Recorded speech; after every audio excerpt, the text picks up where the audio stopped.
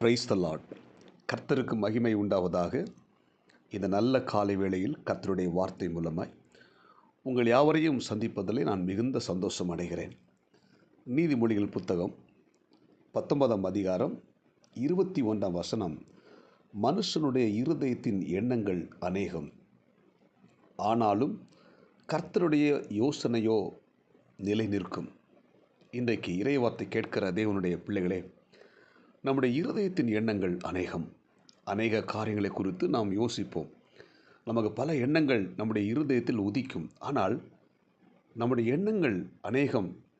நாம் அதை முயற்சி செய்து அந்த காரியத்தை நம்ம நிறைவேற்றும் போது பெரும்பான்மையான நேரங்களில் நம்முடைய எண்ணங்களின் முடிவு தோல்வியை சந்தித்து விடுகிறது.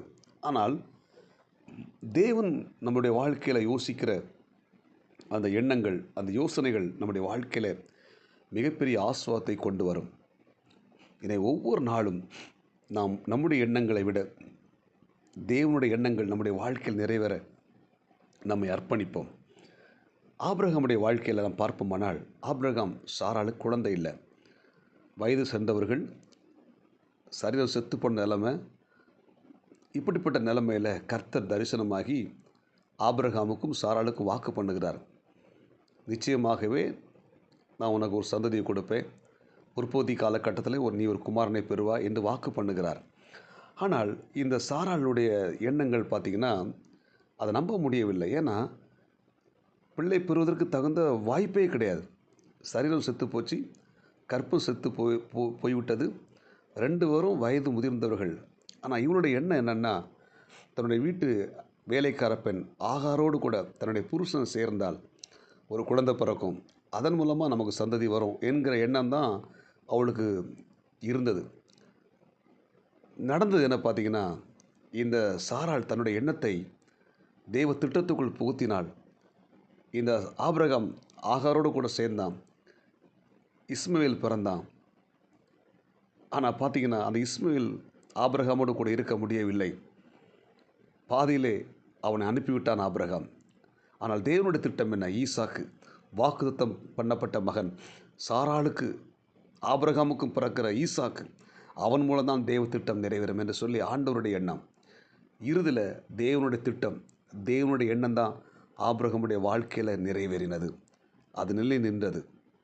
இந்த இறைவார்த்தை கேட்கிற தேவனுடைய பிள்ளைகளே, நம்முடைய எண்ணங்களும் நம்முடைய யோசனைகளும் அது தேவனுடைய சமூகத்தில் கொண்டு போய் நாம் ஜெபிக்க வேண்டும். ஒருவேளை நம்முடைய எண்ணங்கள் தேவனுடைய பார்வையில் சரியாக இருந்தால் தேவன் அதை நிறைவேற்றுவார். ஆனால் நம்முடைய எண்ணங்களும் விருப்பங்களும் தேவனுக்கு பிரியமில்லாமல் இருந்தால் அது நிச்சயமாக தேவன் நிறைவேற்ற மாட்டார்.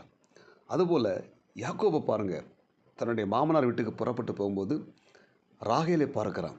ராகேலை அவன் ரொம்ப நேசிக்கிறான். அந்த ராகேலுக்காக 7 வருஷம் வேலை பார்க்குறான். ஆனால் தேவ திட்டம் என்ன? அவன் யாரை திருமணம் முதலாவது பண்ணணும்? லேயாளை.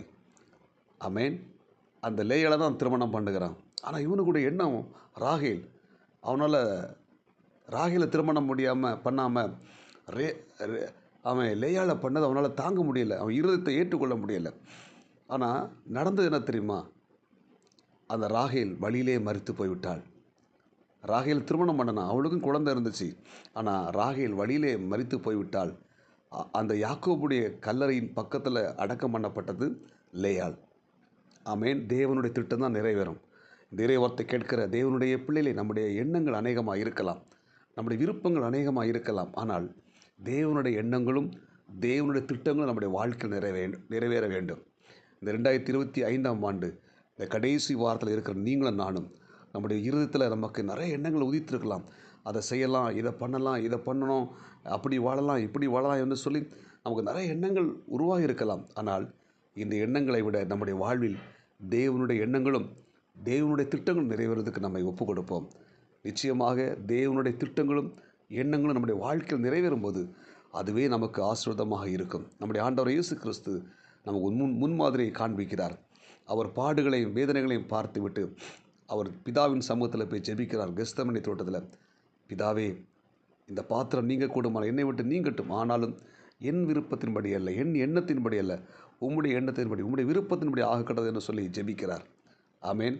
அப்போ பிதாவின் சித்தம் நம்முடைய வாழ்க்கை நிறைவேற வேண்டும். அவருடைய எண்ணங்களும் அவருடைய ஆசைகள் நம்முடைய வாழ்க்கையில் நிறைவேற வேண்டும். எனவே இந்த இறைவார்த்தை கேட்கிற தேவனுடைய பிள்ளைகள், நம்முடைய எண்ணங்கள் அல்ல, தேவனுடைய எண்ணங்களும் தேவனுடைய யோசனைகளும் நம்முடைய வாழ்க்கையில் நிறைவேற நம்மை அர்ப்பணிப்போம். அதுவே நமக்கு மிகப்பெரிய ஆசீர்வாதம். ஜெபிப்போமா? பரலோக தேவனே, இந்த இறைவார்த்தை கேட்ட ஒவ்வொரு தேவனுடைய பிள்ளைகளுக்கு கர்த்தர் ஆஸ்வதிங்க.